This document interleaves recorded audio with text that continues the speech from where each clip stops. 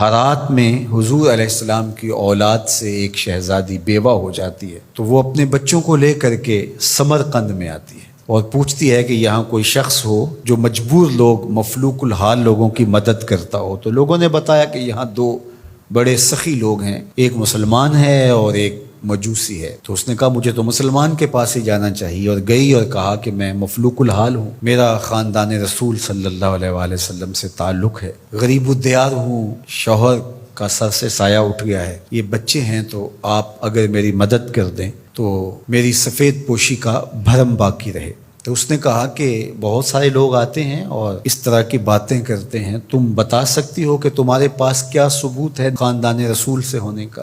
تو اس نے کہا میں مفلوک الحال ہوں، بچوں کو لے کر کے ہرات سے یہاں پہنچی ہوں، تو میں شجرہ تو ساتھ نہیں لیے پھر رہی، بس میری بات پہ اعتبار کر لیا جائے۔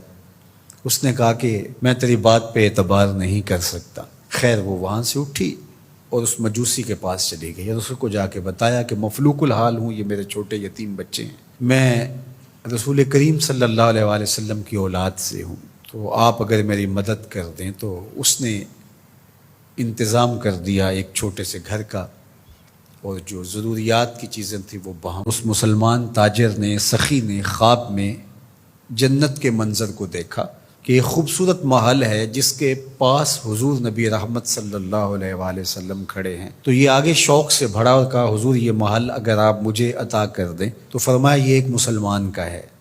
تو کہا میں بھی تو مسلمان ہوں۔ فرمایا تیرے مسلمان ہونے کا ثبوت کیا ہے؟ آنکھیں کھل گئیں، ماضی کا سارا قصہ ذہن میں تازہ ہو گیا، اور وہ جو لفظ کہے تھے کہ تیرے سیدہ ہونے کا ثبوت کیا ہے، وہ لفظ احساس پہ ہتھوڑے برسانے لگے اور نکال دیا گیا دربار رسالت سے۔ صبح ہوئی تو ڈھونڈتا پھرتا ہے کہ کل یہاں کوئی سید زادی اپنے بچوں کو لے کر کے آئی تھی، کسی کو پتہ ہو تو لوگوں نے بتایا کہ وہ فلاں مجوسی ساہوکار اور سخی جو ہے اس کے پاس ہے۔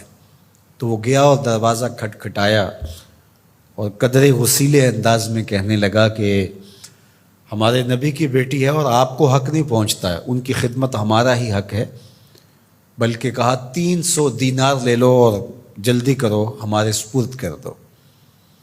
تو اس نے مسکرا کے دیکھا، کہا کہ میں نے تو انڈٹھا سودا کیا تھا، اب تو منظر دیکھ چکا ہوں، جہاں رات آپ کو دھکے دے کر نکالا گیا وہاں مجھے وعدہ دیا گیا کہ تو نے میری بیٹی کی خدمت کی ہے، تجھے اور تیری نسل کو جنت کی ضمانت دی جاتی، اور میں تو حضور کے ہاتھ پہ کلمہ پڑھ کے اسلام قبول کر چکا ہوں۔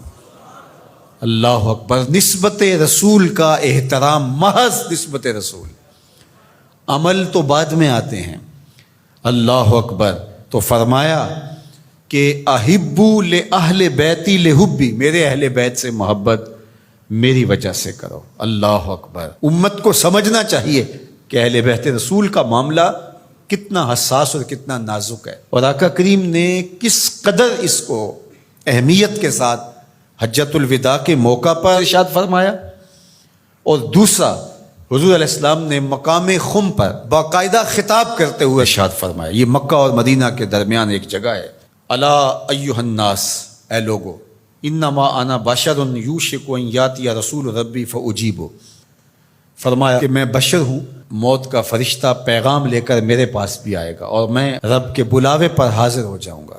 وانا تارک فیکم ثقلین، لیکن تمہیں تنہا اور لاوارث نہیں چھوڑ کے جا رہا، تمہارے اندر دو بھاری چیزیں چھوڑ کے جا رہا ہوں، جس کو میرے حضور بھی بھاری کہیں وہ کتنی بھاری ہوگی۔ اولہما کتاب اللہ، ان میں سے پہلی چیز کتاب اللہ، اللہ کی کتاب، فیہ الہدی والنور فخذوا بکتاب اللہ واستمسکوا بہ، اس میں ہدایت ہے، اس میں روشنی ہے، پس اللہ کی کتاب کو مضبوطی سے پکڑ لو اور اس کے ساتھ تمسک اختیار کر لو، جڑ جاؤ اس کے ساتھ، لپٹ جاؤ، چمٹ جاؤ اس کتاب کے ساتھ، اپنا ربط کبھی بھی قرآن سے ٹوٹنے نہ دینا، قرآن کے ساتھ اپنے تعلق باطن کو کبھی کمزور نہ ہونے دینا، اس کی تلاوت دن کے اجالوں میں، رات کی تنہائیوں میں تمہارا معمول حیات رہے۔ فحث علی کتاب اللہ، حضور نے ابھارا لوگوں کو کتاب اللہ کے ساتھ جڑنے کے لیے، وَرَغَّبَ فِيهِ، اور ترغیب دی کہ اس کتاب سے وابستہ رہو، اس کتاب سے جڑو، اس کتاب کو کبھی نہ چھوڑنا۔ ثم قال، پھر ارشاد فرمایا، وَأَهْلُ بَيْتِي، اور میرے اہل بیت، اذکرکم اللہ فی اہل بیتی، اذکرکم اللہ فی اہل بیتی، اذکرکم اللہ فی اہل بیتی، 3 مرتبہ فرمایا، میں تمہیں اپنے اہل بیت کے بارے میں اللہ سے ڈراتا ہوں، تذکیر کرتا ہوں، نصیحت کرتا ہوں کہ میرے اہل بیت کے معاملے میں کوتاہی نہ کرنا۔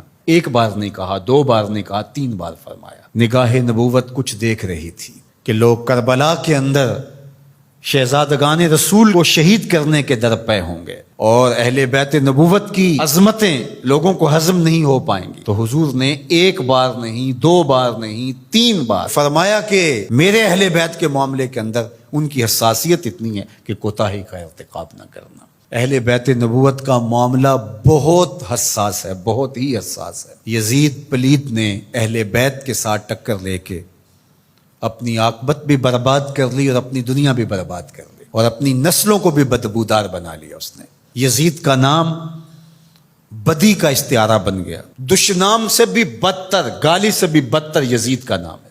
حضرت امام حسین رضی اللہ تعالیٰ عنہ حق کا استعارہ بن کے ابھرے، اور قیامت تک ان کا نام زندہ، روشن، سرخرو، کامیاب اور بامراد رہے گا۔ رہتی دنیا تک حسین کے نام کا جھنڈا اونچا ہی رہے گا۔ اہل بیت کے لیے دلوں میں محبت جو موجزن نہیں رکھتا سینے میں، اس کے سینے میں پتھر رکھا ہوا ہے، اس کے سینے میں کسی مومن کا دل نہیں رکھا ہوا۔ یہ پیار تو ہر وقت سلگتا ہے، لیکن جو ہی محرم کے ایام آتے ہیں تو پھر خوشبوئیں پھیلنا شروع ہو جاتی ہیں، اور ان کے لیے دل میں جو جذبات پیدا ہوتے ہیں، اللہ اکبر، ہماری 1000 جانیں تصدق ان کے قدموں سے لپٹی ہوئی خاک پر، دین کے جھنڈے کو جس طرح انہوں نے اونچا رکھا، سرخرو اور سر بلند